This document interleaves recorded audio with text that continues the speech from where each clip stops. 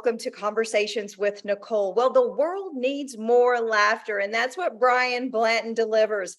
He's a comedian, and he's from Mullen, South Carolina, and he is my guest today for Conversations with Nicole. Brian, I'm so glad to have you on the show. Well, thank you for having me, Nicole. I'm excited to be here today. Yeah, me too. I love laughter. It is the best medicine, and in today's world, we definitely need more of it. So tell me your story. How did it all begin for you? Well, I started comedy in early 2018. I went to a show and got hooked instantly, which I was always into comedy growing up. I was one of those kids that snuck into his bedroom late at night, cut HBO down real low so I could catch Def Jam and all those late night comedy shows I shouldn't have been watching. But and it just built, I just realized at an early age, I've always been bigger than average. So of course I had to deal with the bullying in school. Then I realized, hey, if I made fun of myself first, the kids would leave me alone. And then I realized, hey, I can make fun of myself and them at the same time, and we can all laugh about it together. And I grew up in a house. I wish I could tell you I had a broken home and all that good stuff to make it sound better, but I don't. Good. I had a great family. Laughter was always a big thing. We grew up working class family. My dad worked textiles. My mom was always a manager or assistant manager at a convenience store. So we never had it great, but we never went hungry, as you can tell. Well, you had love and you had each other. Yes, ma'am. And my dad was one of those people that never kept secrets, always talked to us on a respectable level. So we always knew what was going on. And luckily, my mom and dad both had a good sense of humor. My dad was more dry and more intelligent.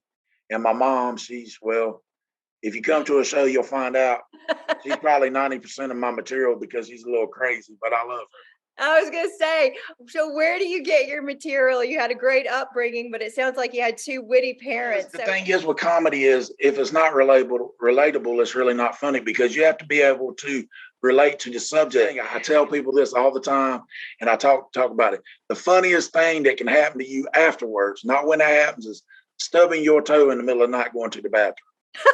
It hurts like the dickens when you do it. But if you think about it, it's one of the funniest things because before you do it, you never realize how you could dance the way you do. You never realize the words that could come out of your mouth the way they do. And it just, then you sit back and you think about it and like, well, it happens to everybody. It does. It does. That's a good point. And it's always funnier to watch someone else go through it too. Well, yeah. And what makes it even funnier is when you've been through it before so you can relate. That's where the relatability comes in.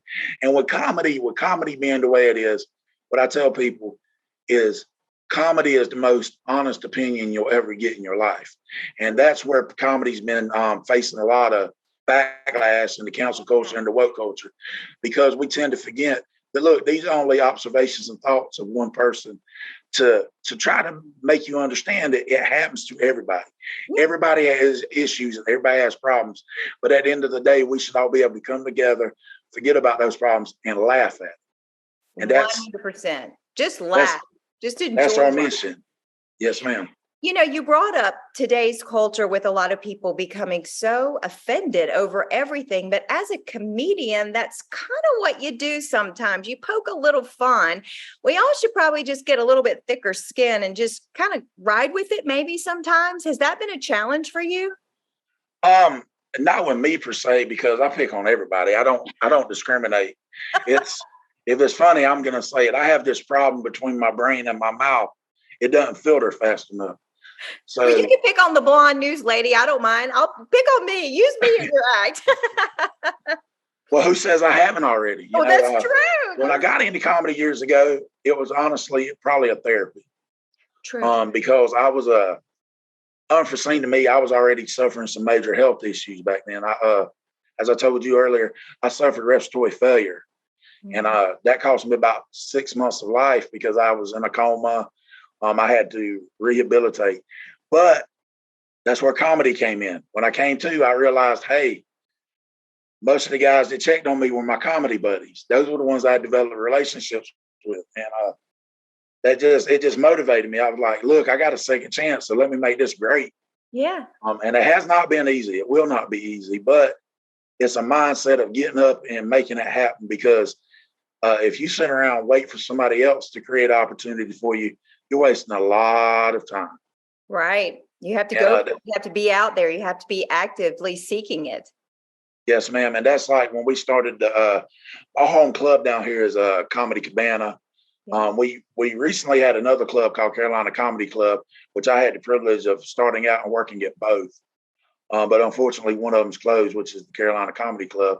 But Comedy Cabana is a staple in Myrtle Beach. Christine and Jeff Emanuel have been in business down there for 25 years plus. So it's not a fly-by-night comedy club. They're legends in the comedy game. And they welcome all local comics to come in and work. They provide opportunity after opportunity for you if you're willing to take it. And they'll give you any advice they can. A lot of the great advice I got was from Jeff, who was the MC and part owner. So every time I go up, he'd hand me a note of something to work on. So I worked on it, competed in the comedy competition the first year, didn't place, but came back the next year, took all the advice, worked with all the older comics that came through, and some underrated guys that should be on top of the world right now. Just to name one's Dale Jones. Hands down, you can catch him on YouTube and everything. Hands down, the most entertaining guy on stage I've ever met, and the most humble off. Oh. And those are the kind of guys I've always ran up with to get advice from. And I took that advice and I worked it in every week. So once I got it mastered, Jeff wasn't giving me a note on that. I was like, okay, what's on to the next one? And just working with experienced comics, it just made you better, and it made me better enough to come back and win. And like I said, unfortunately, after I won it, that's when I got sick, so I had lost some little time. But like I said, I had a new perspective when everything worked itself out. Right, you didn't give up, and you came back, and you've been hitting the clubs, and you've been hitting the stage. So, talk about what it's like to be on stage and deliver your lines, your jokes, and to try to make that connection with your audience. To me, I don't get the adrenaline rush until afterwards. Okay. When I go on stage, I sort of, I love people to begin with. I'm a very people person. I'm very sociable, love to talk. So it's like I'm in my element. Yeah. It doesn't come that easy for every comic. But once you find out you're comfortable, when you get comfortable on stage and you figure out people don't want perfect, they want funny, you flourish. Because perfection is not funny. Right. Like I say, it's everyday things that make you laugh. And then you meet your guys that drive you, that motivate you, your fellow comics that motivate you. Because the audience does not know if you mess up on stage. Right, they really don't. The only people that know you mess up on stage are the guys sitting in back, which are going to rag you anyway, because that's what we do. And yourself, if you just keep going, people in the audience don't really know, because they're seeing things for the first time, and they're just taking it all in. So do you have like a couple of lines or jokes or a couple of things you could share with me now, kind of what you would present on the stage? Well, a lot of some of it's I always talk about some of the accomplishments in my life. Over the last few years, I managed to lose 250 pounds. Oh gosh. And I mean, it's not what you think. I got divorced, but that was the most weight I got off my shoulders in no time there. Oh no. I don't know if I should be laughing or not sometimes, but I guess I see what you're doing. Don't worry. She got in the house. I got to keep the jokes. Okay. This is how this works. Okay, good. Somebody's got to pay the alimony, and this is how I do it. Oh, you know what? That's relatable. Oh, that's relatable. I get it. Or like growing up, I always talk about my father. I had a father that was really cheap. He's been passed away a few years, but I always remember what he told me. Like, he used to take us to the grocery store to smell the groceries. And we live so close to Myrtle Beach, we never got to vacation in Myrtle Beach, Nicole. Oh yeah. He always took us to that other place where they had the rides and everything like Myrtle Beach, but the ocean south of the border. Oh, he tricked you into thinking it. That's good. I see what you did there. That's funny though. You're right. I mean, and it's true. I wish I could say I'm making this stuff up. Isn't it funny how just really the truth is really funny, right? Yes, ma'am. And And then when you make certain people in your life, excuse me, I Yeah, said that backwards. I knew what you meant. My grandfather was one of the strongest men I knew, and he was always had a lot of sense of humor. Yeah. Well, he came to the competition, and I made a joke about my grandma, us losing my grandma, and she passed. But I spin it off to where we lost her in one of the fireworks stands down in Myrtle Beach, and my grandfather gut laughed like I wasn't even paying him no attention, and he gut laughed so hard that I said, that's when I knew right then, hey, I got a future in this. Yeah. Because if you ever made that person that never laughs laugh, that's when you know you're conquering it. Right. You start checking the boxes. Done. I got it. Hey, so what's next for you? I mean, like, what's your next show? Where do you want to go from here? Talk about your future. Well, me and myself and another guy in Myrtle Beach, another comic, Jimmy Kimmery, we started a tour recently called the Grand Stranded Comedy Tour. Okay. It's thegrandstrandedcomedytour.com. Bear with us on the website because neither one of us are tech savvy, so it's kind of slow, but it posts the shows. We've been all over the state the last 6 weeks. It's actually growing faster than we thought it would, which is a blessing. Yes. We've had all sellout shows. We've got to meet a couple of more comics from the South Carolina region we're working with. Like right now, our lineups: myself, Jimmy Kimmery, and a gentleman from Orangeburg named Yuncle Boudreaux. Not Uncle Boudreaux, Yuncle Boudreaux. Yuncle Boudreaux. He'll call me if I got it wrong. But we're more like we're a little bit edgier than blue collar. Right. We want to give you and what we're doing is we're focused on what we did. We took everything we liked about comedy shows we had been on, and we took the advice from the club owners like Jeff and Christine, who always help me, who support us no matter what. I want to stress that again. And the reason we stepping out and doing the tour is there's a generation of comics coming up behind us.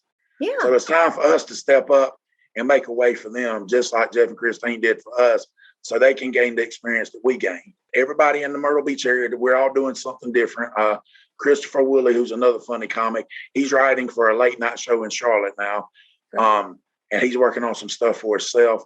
But we're doing the Grand Stranded Comedy Tour. That's what we're focused on right now. Our next show's on October the 8th in Cottageville, South Carolina. Okay. At Bourbon Creek Bar and Grill. And we have a show coming up shortly after that in Sumter.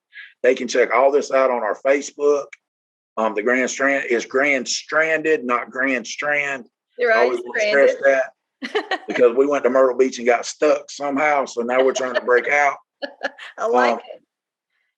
But that's what we're doing. And we're trying to make, not just for us. I personally, I'm like all of the comics. I want to end up Chappelle level, of course, Dave Chappelle level, Joe Rogan level. But I'm a realist, Yeah, the main thing is we want to make people get together, forget about what's going on in the outside world, and just laugh for a little while. Yeah. Just relieve some stress by laughing. I love it. You talk about rising to the Chappelle level, Rogan level. For me, I had this vision of going to New York City and taking Katie Couric's job. Well, that didn't work out. And you still have time to get to that level. But I feel like we should always be knowing that where we are serves a purpose, and make use of where you are. And you're doing that with your act right now. You're taking it all across the Carolinas and just doing what you love. That is so important. What I'm doing today, talking to you, is what I love. And I appreciate you taking the time to talk to me and share what you love, because that's really, at the end of the day, what it's all about, is doing what you love and sharing it with others. Yes, ma'am. That's exactly what it is. Watching this and you want to know what we're really about, you can look up a poem. It's called The Clown's Prayer. If you'll read it, you'll have an understanding of what comedy is and what comedy should be about. Because at the end of the day, I get to share my story about what I went through. My friend Jimmy gets to share his story, and we get to fellowship with thousands of people throughout our lifetime. But yet we're going to be the ones they remember because we're the ones trying to bring their happiness out. Yeah, I love it. So as we get ready to wrap things up, what is it that you would like to share with my audience today? What's on your heart? Just remember kindness, caring, laughter. They're all in the same realm of building a happy life. You're going to have problems. Don't spend the time on the problem, spend the time on the solution. Yes. Wake up with a thankful attitude, stay humble throughout the day, make people smile, and go to bed knowing you completed that day's journey. I love that. And go see you for some Yeah, laughter come see me. and go for some I, fun. I, So I to look like a big forget Easter all of egg. day's troubles and go visit you at the thegrandstrandedcomedytour.com. It's a mouthful. thegrandstrandedcomedytour.com. We'll have it in the today's description for you to check out so you can follow this guy because he's funny. This is funny stuff. Brian, man, this has been a lot of fun. Thank you. And thank you, Nicole. Yeah, folks, that will do it for this edition of Conversations with Nicole. Until I see you again, I hope you have a great and funny day.